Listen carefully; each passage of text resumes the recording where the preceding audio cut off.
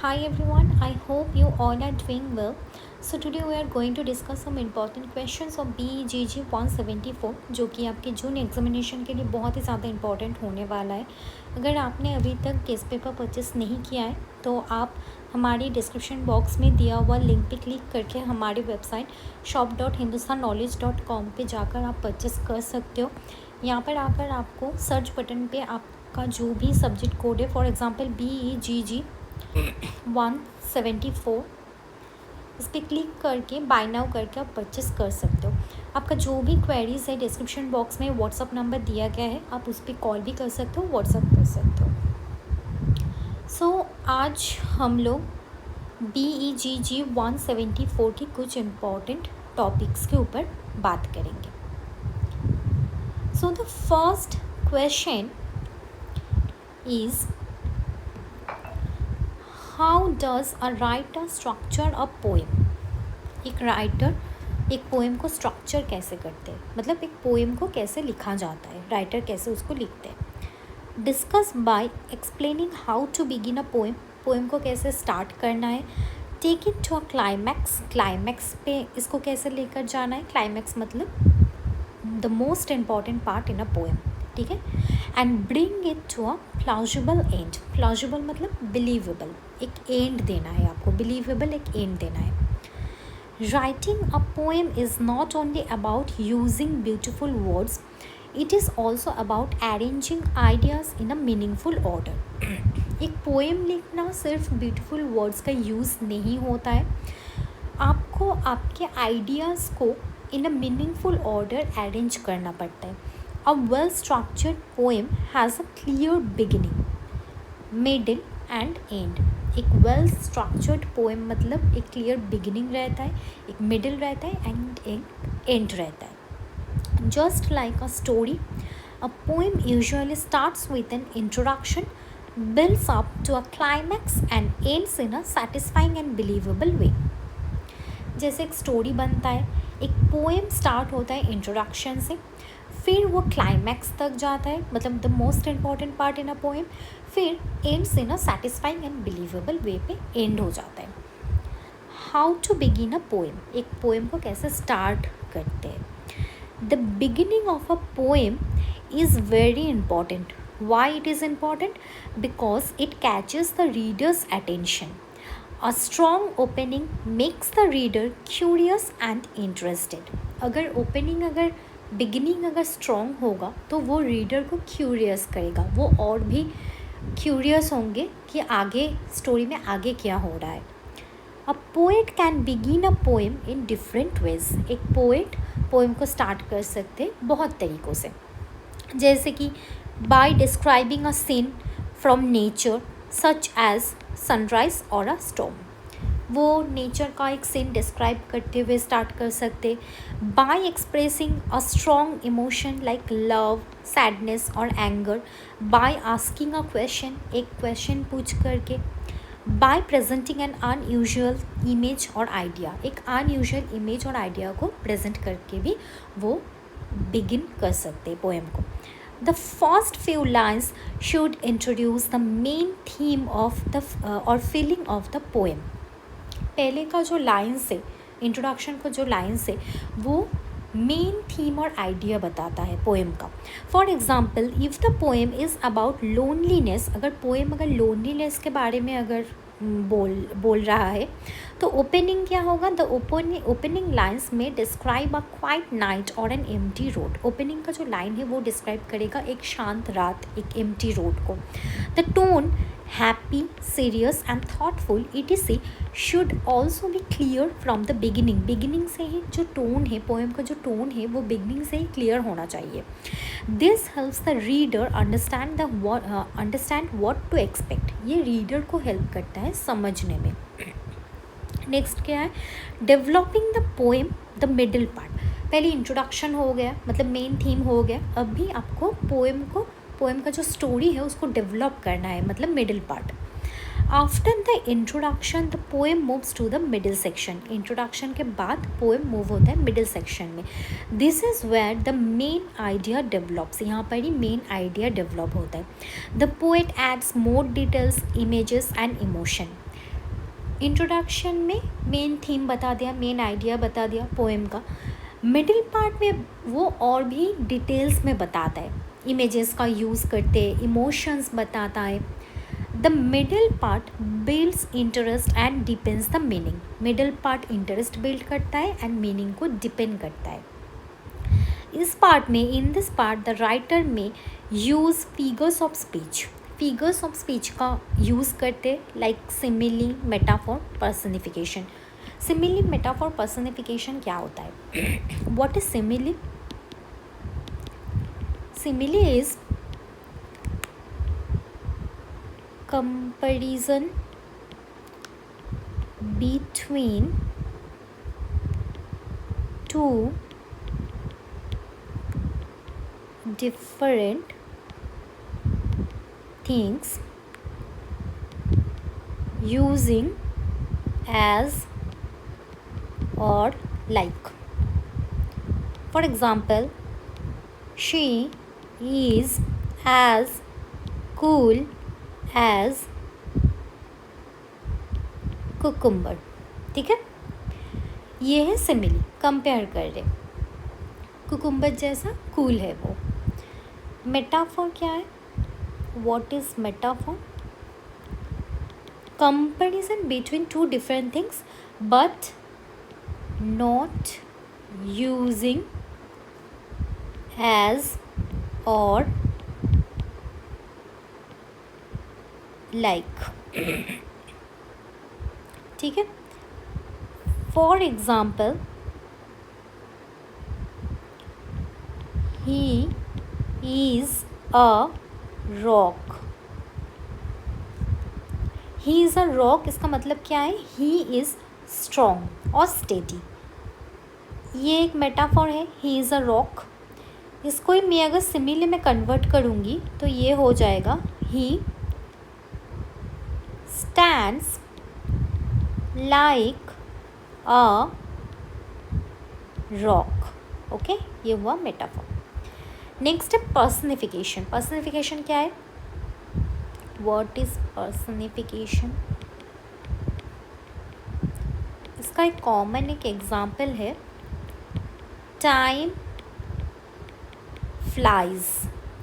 समय के पास विंग्स होता है क्या टाइम के पास, जो वो फ्लाई करेगा? नहीं, विंग्स नहीं होता है, लेकिन ये एक पर्सनिफिकेशन है, टाइम फ्लाइज। हम लोग बोलते हैं कि समय भाग रहा है, अपने गोल पे फोकस करो। ठीक है, और एक एग्जाम्पल है, द सन स्माइल्ड। ओके, ये सारा पर्सनिफिकेशन का एग्जाम्पल है। तो पोएट ये सब यूज़ करते हैं मिडिल पार्ट में। एग्जाम्पल ऐड करते, मेमोरीज क्रिएट करते, इवेंट्स क्रिएट करते। Show a change in feelings और थॉट्स। फीलिंग्स और थॉट्स में भी एक चेंज दिखाता है। The middle section should not be flat और बोरिंग। मिडल सेक्शन फ्लैट और बोरिंग नहीं होना चाहिए। It should slowly increase in intensity. This leads the poem towards its climax। ये फ्लैट और बोरिंग नहीं होना चाहिए मिडिल सेक्शन, क्योंकि यही क्लाइमैक्स तक आपको लेकर जाएगा। Reaching the climax. इंट्रोडक्शन हो गया, मिडिल पार्ट हो गया, अभी क्लाइमैक्स। क्लाइमैक्स मतलब the most important part in a poem. ठीक है, the big moment, strong moment. The climax is the most powerful moment in the poem। ठीक है, it is the point where emotions are strongest और where an important realization happens। इस time पे emotions जो होते हैं वो strong होते हैं। In some poems the climax may be a sudden understanding, in others it may be a dramatic statement or a strong emotional expression।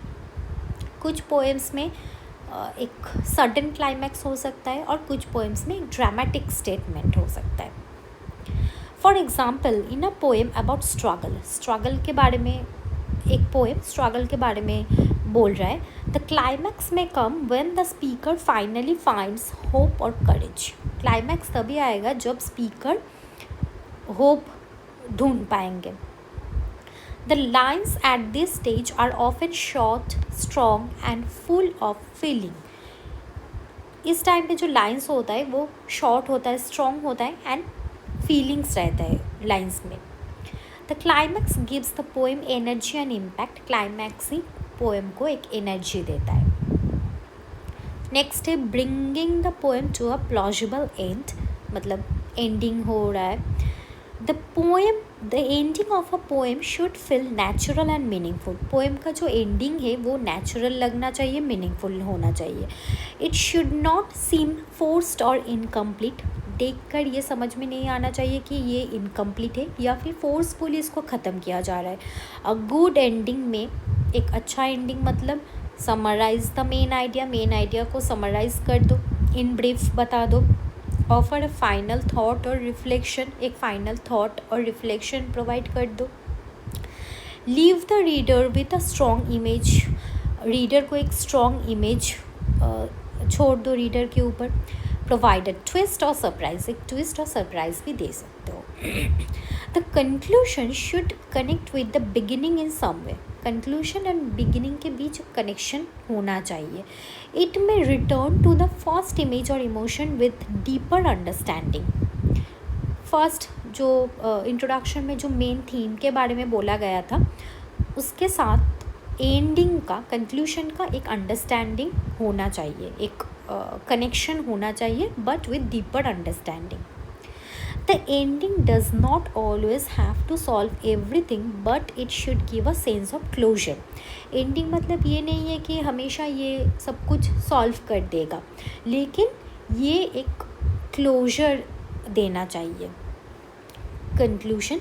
In conclusion, structuring a poem involves careful planning of its beginning, middle, and end. The opening captures attention, the middle develops ideas and builds emotion, the climax provides intensity, and the ending offers closure. एक poem को structure करना मतलब एक careful planning की ज़रूरत होता है। आपको एक प्रॉपर इंट्रोडक्शन देना पड़ेगा, फिर उसके बाद एक मिडिल देना पड़ेगा जहाँ पर आप डिटेल्स में थीम के ऊपर बोलोगे, आइडिया बोलोगे डिटेल्स में। फिर जाकर क्लाइमैक्स देना पड़ेगा जहाँ पर एक बिग मोमेंट होगा, स्ट्रॉन्ग मोमेंट होगा, फिर जाकर एक एंड देना पड़ेगा। When these parts are arranged thoughtfully, ये सारा जो भी पार्ट्स है ये जब अरेंज हो गया, the poem becomes powerful and meaningful. तभी एक पोएम पावरफुल एंड मीनिंगफुल होता है। A well structured poem not only expresses feelings but also takes the reader on a journey from start to finish. एक well structured poem सिर्फ feelings को ही नहीं express करता है, एक रीडर को एक जर्नी पे लेकर जाता है from start to finish. Our next topic is how does a writer prepare a manuscript for publication? Discuss in detail. Manuscript मतलब written document. एक राइटर कैसे प्रिपेयर करता है मैन्युस्क्रिप्ट को पब्लिकेशन के लिए। Preparing a manuscript for publication is an important step in writer's journey. Writer के लिए मैन्युस्क्रिप्ट प्रिपेयर करना बहुत ही इम्पॉर्टेंट एक स्टेप है। A manuscript is the final written word that a writer submits to a publisher for printing. Manuscript एक final एक document written work एक होता है जो कि राइटर सबमिट करता है पब्लिशर को प्रिंटिंग के लिए। Proper preparation increases the chances of acceptance and publication. अगर प्रॉपर प्रिपरेशन अगर हो, आपने डॉक्यूमेंट को अगर अच्छे से प्रिपेयर किया है तो वो इंक्रीज़ करता है एक्सेप्टेंस के चांसेस को एंड पब्लिकेशन के चांसेस को। The process include several careful steps. Proper preparation के लिए आपको कुछ स्टेप्स को फॉलो करना पड़ता है। First, completing and revising the draft. ठीक है, the first step is to complete the full draft of the book, article और रिसर्च पेपर। जो भी आप कंटेंट लिख रहे हो, रिसर्च पेपर, आर्टिकल, बुक, आपको पहला जो स्टेप है वो आपको फुल ड्राफ्ट जो है वो कंप्लीट करना है। After finishing the draft complete करने के बाद the writer should revise it carefully. Writer को ये अच्छे से रिवाइज करना होता है। Revision means checking the content for clarity, organisation and logical flow. Revision का मतलब होता है आप कंटेंट को चेक कर रहे हो कि वो उस पर क्लैरिटी है या नहीं, ऑर्गेनाइज है या नहीं, लॉजिकल जो फ्लो है फ्लो ठीक है या नहीं. The writer should remove unnecessary parts, improve weak arguments and ensure that the ideas are clearly expressed. जो भी अननेसेसरी पार्ट्स है जिसका ज़रूरत नहीं है उसको रिमूव करना चाहिए. जो भी आर्ग्यूमेंट्स है जो कि वीक है उसको इम्प्रूव करना चाहिए. एंड आइडिया जो है, कंटेंट का जो आइडिया है वो क्लियरली एक्सप्रेस हो रहा है या नहीं, ये इंश्योर करना चाहिए. Editing is also very important. The writer should correct grammar, spelling, punctuation and sentence structure. Writer को चेक करना चाहिए grammar, spelling, punctuation and sentence का structure. It is helpful to read the manuscript aloud or ask someone else to read it for feedback. ये बहुत ही helpful होता है कि आप मैन्यूस्क्रिप्ट को ज़ोर ज़ोर से आप पढ़ रहे हो, रीड कर रहे हो, या फिर किसी को आप पूछ रहे हो, ये रीड करने के लिए बोल रहे हो फीडबैक के लिए. Many writers revise their work several times before considering it ready. बहुत सारे राइटर्स रिवाइज करते हैं, उनके वर्क को बहुत बार रिवाइज करते हैं. Next point is formatting the manuscript. Proper formatting is essential. Most publishers have specific guidelines for manuscript submission. Manuscript submission के लिए publishers के कुछ guidelines होता है. These guidelines may include font type, usually Times New Roman. इसका मतलब font type मतलब style, लिखने का जो स्टाइल होता है.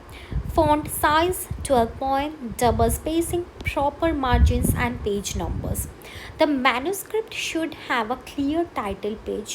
एक title page होना चाहिए. The title page usually includes the title of the work, author का नाम, contact details and word count अगर ज़रूरत पड़े तो.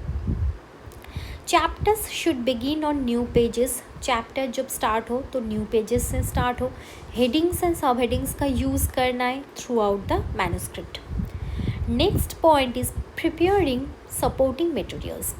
Writers often need to prepare additional documents along with the manuscript. Manuscript के साथ साथ आपको कुछ एडिशनल डॉक्यूमेंट्स भी प्रिपेयर करना ज़रूरी होता है. दीज में इंक्लूड, मतलब क्या क्या डॉक्यूमेंट्स देखो. First, a cover letter. What is cover letter? A short letter introducing the author and the work. Author के काम and author को introduce कर रहा है. It explains the purpose of the manuscript and why it is suitable for the publisher. ये cover letter जो है ये explain करता है manuscript का जो भी purpose है उसको. Next is synopsis or summary. A brief overview of the entire work including the main idea and conclusion. एक आपको brief एक ओवरव्यू देना है, ठीक है. इन ब्रीफ आपको सब कुछ जो भी आपने कंटेंट लिखा है इन ब्रीफ आपको समझाना है, including the main idea and conclusion. अभी ऑथर का थोड़ा सा बायो देना है. A short paragraph about the authors background, qualifications and previous publications.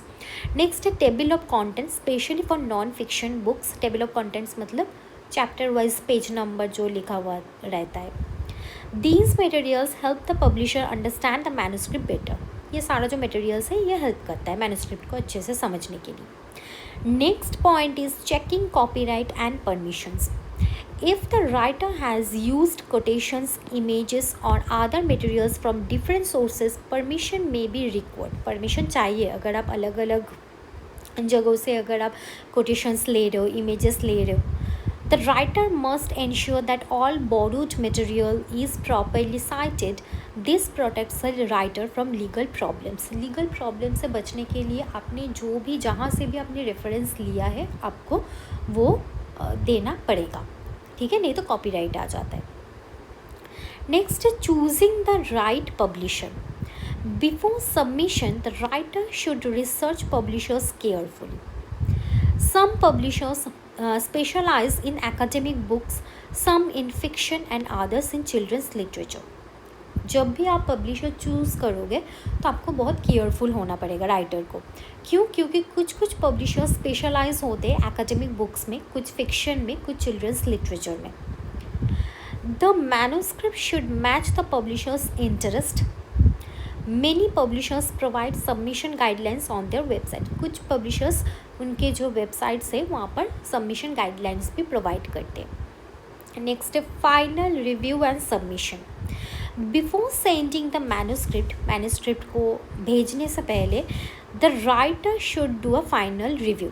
Writer को एक फाइनल रिव्यू देखना चाहिए, फाइनली एक बार देखना चाहिए, रिव्यू करना चाहिए डॉक्यूमेंट्स को। All pages should be complete and properly arranged. सारी जो पेजेस है वो कंप्लीट है या नहीं, प्रॉपरली अरेंज्ड है या नहीं। The file should be saved in the required format such as Word और PDF। फाइल जो है वो सेव होना चाहिए रिक्वायर्ड जो फॉर्मेट है, सच एज वर्ड PDF, जो भी रिक्वायर्ड फॉर्मेट है उसमें सेव होना चाहिए। The writer should follow the publishers instructions carefully while submit करने के टाइम पब्लिशर जो भी इंस्ट्रक्शंस देंगे राइटर को फॉलो करना चाहिए। Some publishers accept email submissions while others use online submission portals. Next है conclusion. Preparing a manuscript for publication requires patience, careful revision, proper formatting and attention to detail. आप manuscript prepare कर रहे हो तो क्या क्या मैन्यूस्क्रिप्ट प्रिपरेशन के लिए क्या क्या चाहिए? एक तो ये पेशेंस चाहिए, आपको बार बार ज़्यादा से ज़्यादा रिवाइज करना है डॉक्यूमेंट्स को, प्रॉपर फॉर्मेट में उसको लिखना है, प्रॉपर फॉर्मेट में उसको लेकर आना है, and each and every detail को आपको अटेंशन देना पड़ता है कि कोई भी चीज़ मिस ना हो। A well prepared manuscript creates a good impression on publishers and increases the chances of acceptance. एक well prepared manuscript एक good impression create करता है publishers के ऊपर, and आपके manuscript accept हो इसके chances भी बढ़ाता है, increase करता है। By following each step carefully, a writer can successfully move from writing to publication. Our next topic is structure a TV advertisement for an electric car that has just come into the Indian market. एक TV advertisement कैसे होता है structure करने के लिए बोला है। Indian market में एक नया कार लॉन्च होने वाला है जो कि EV है, electric car.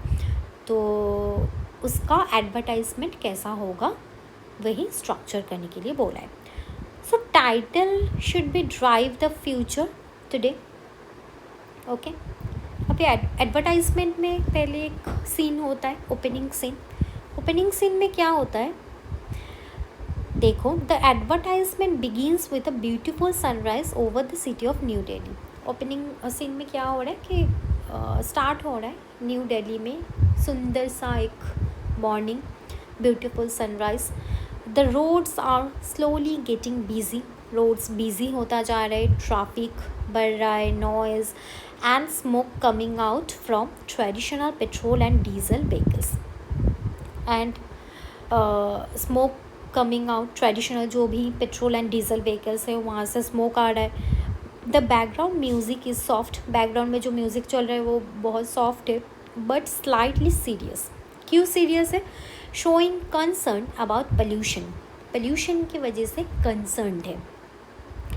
A young girl is seen wearing a mask while waiting for her school bus. एक यंग लड़की जो कि मास्क पहनी है वो अपनी स्कूल बस के लिए वेट कर रही है। She looks at the smoky road and cough slightly, वो स्मोकी रोड की तरफ देख रही है एंड थोड़ा सा खांस भी रही है। The screen slowly fades to black, फिर जो स्क्रीन है वो धीरे धीरे ब्लैक होता जा रहा है।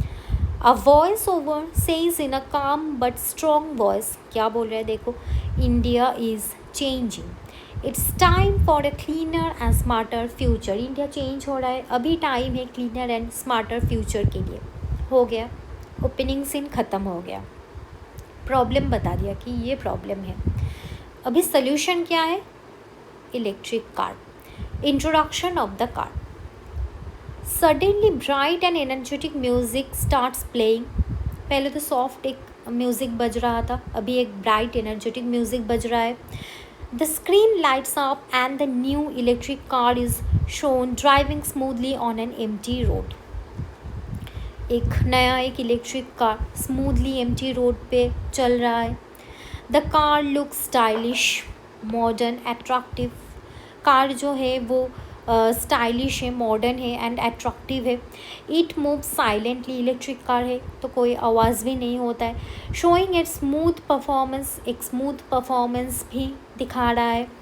The car is shown from different angles, car को दिखाया जा रहा है डिफरेंट एंगल से, like front view, side view and interior design, अंदर का जो डिज़ाइन है वो भी दिखाया जा रहा है। The dashboard lights up with digital features, digital features जो है डैशबोर्ड में दिखाया जा रहा है।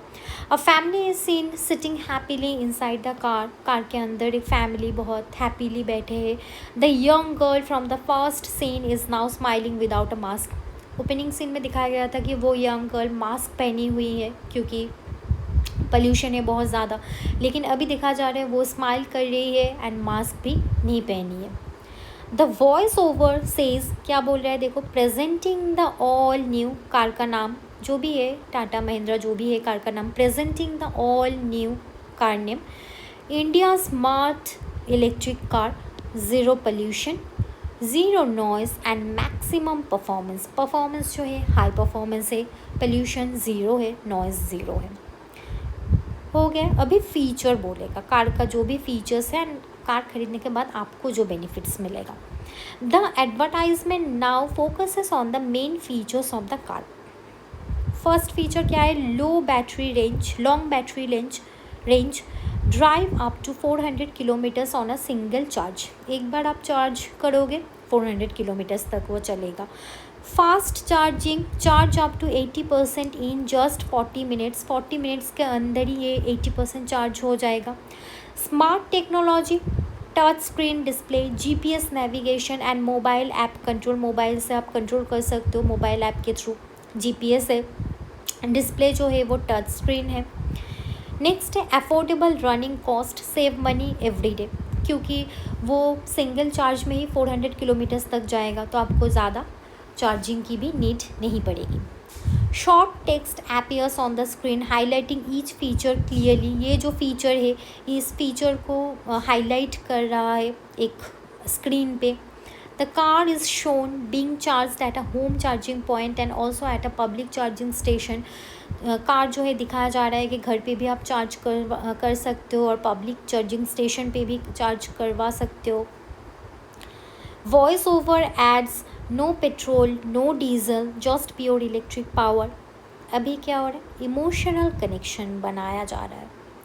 Now the advertisement shows different people using the car, a young professional driving to work, काम पे जा रहे, parents dropping their children at school, school पे छोड़ रहे बच्चों को, a couple going on a weekend trip, couple weekend trip पे जा रहे, green trees and clean air are shown, children are playing happily in a park. पहले क्या होता था, पोल्यूशन की वजह से बच्चे खेल नहीं पाते थे पार्क में, लेकिन अभी बच्चे खेल रहे पार्क में। The message is clear, the car is helping create a cleaner India, car help कर रहा है to create a cleaner India. The voice over says choose a car that cares for your family and the environment, ऐसा एक car choose करो जो कि आपके family के लिए एंड एनवायरमेंट के लिए केयर करे। नेक्स्ट है brand message and call to action. The final scene shows the car parked proudly with the Indian flag in the background. Background में इंडियन फ्लैग है, कार जो है वो पार्क्ड है। The company logo appears on the screen, screen पे company का जो लोगो है वो appear हो रहा है। The voice over says confidently, the future of driving is here, join the electric revolution।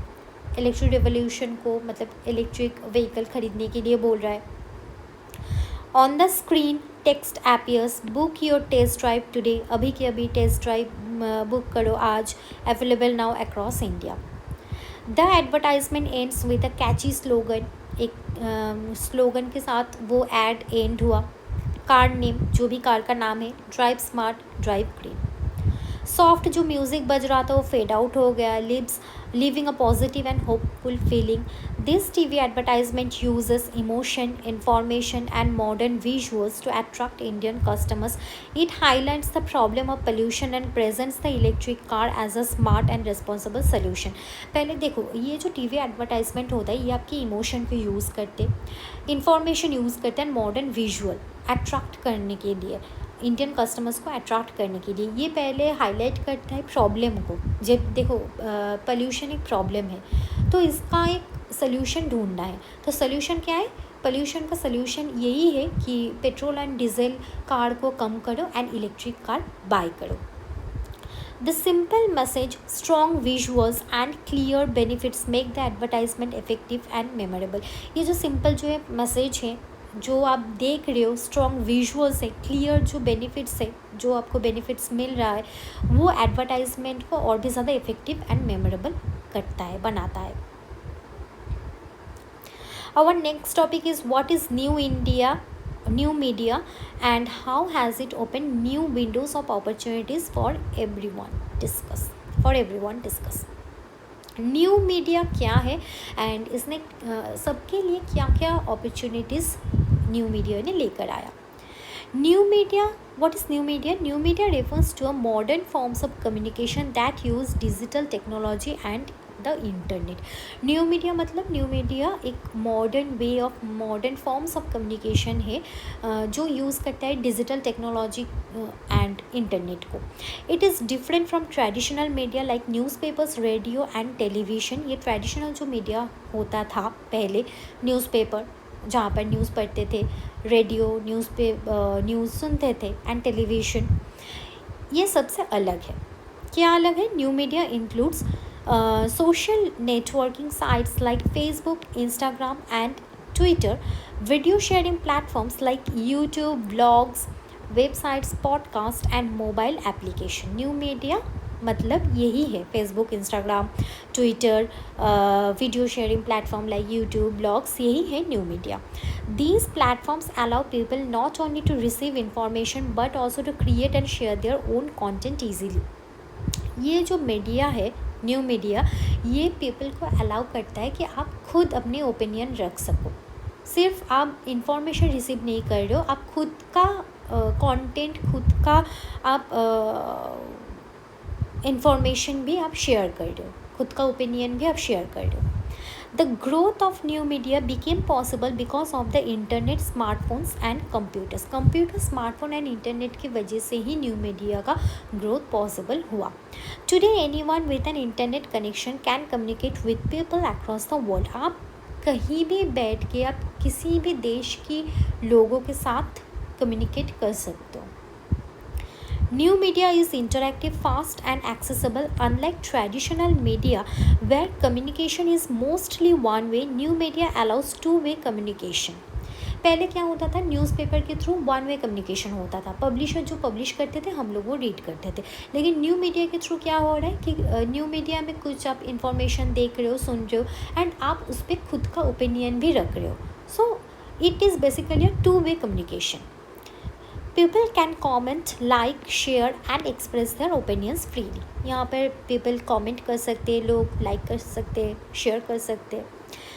New media as a tool of communication. अभी opportunities क्या क्या है? New media as a tool of communication. New media has changed the way people communicate.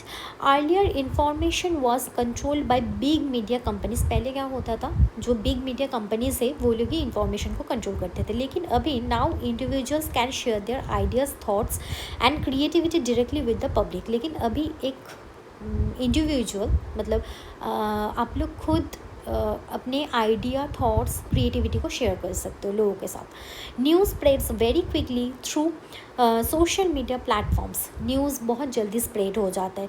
People can stay updated about events happening anywhere in the world in real time. People updated रहते हैं इस वजह से। It also connects people across countries and cultures. ये people को connect करता है across countries, मतलब आप इंडिया पे बैठ के आप अमेरिकन के साथ बात कर सकते हो। Students, professionals and families can communicate easily through video calls, messaging apps and social networking sites। आप फेसबुक, व्हाट्सएप के थ्रू वीडियो कॉल कर सकते हो। जो भी प्रोफेशनल्स हैं वो लोग गूगल मीट पे मीटिंग कर सकते हैं। स्टूडेंट्स यूट्यूब में वीडियो देखकर पढ़ाई कर सकते हैं। This has made the world feel smaller and more connected. ये वर्ल्ड को और भी ज़्यादा world made the world feel smaller and और भी ज़्यादा कनेक्टेड फील करवाता है।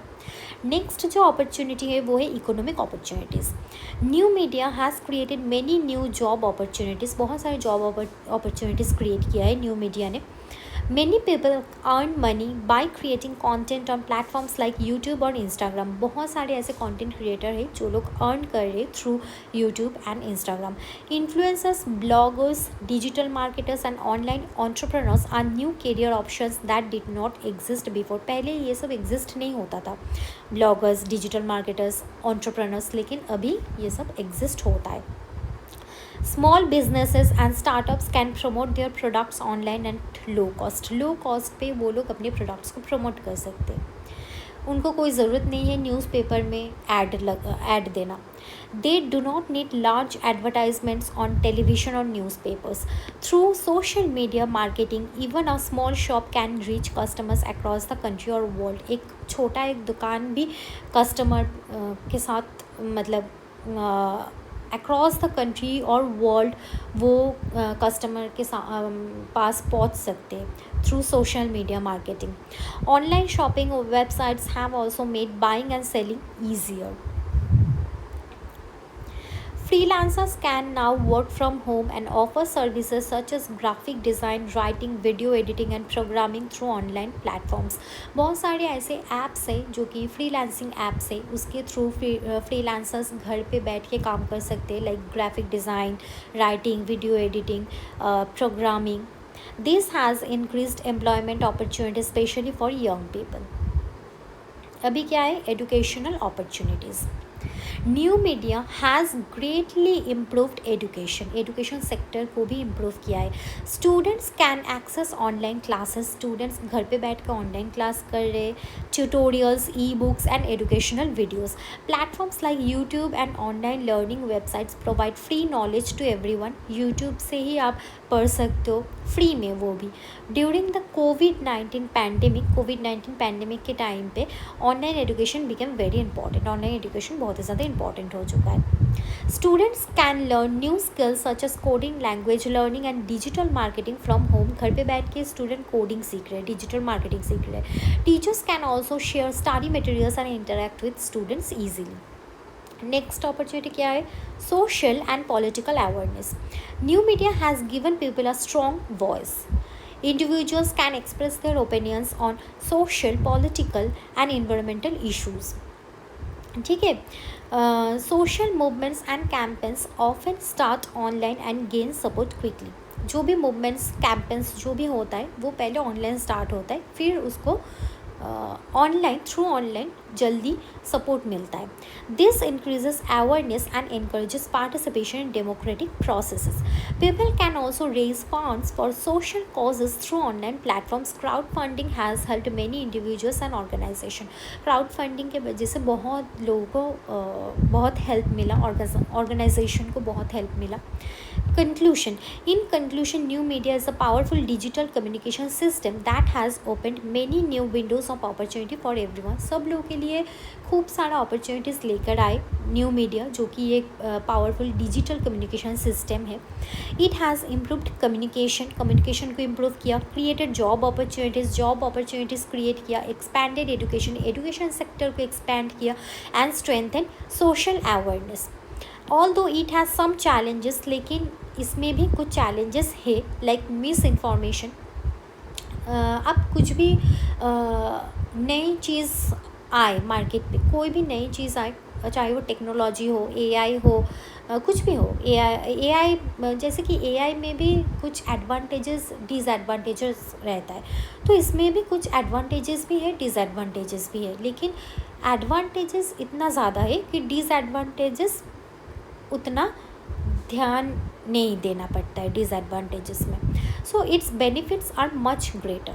New media has truly transformed society को पूरा ट्रांसफॉर्म किया है न्यू मीडिया ने, and empowered individuals in many ways, and सब लोगों को एम्पावर किया है। ठीक है, so that's it for today. I hope you like the video. If you like the video please एक लाइक कर दो, वीडियो को एंड कमेंट करो कि आपको कैसा लगा। मिलते हैं नेक्स्ट वीडियो में, तब तक के लिए बाय बाय।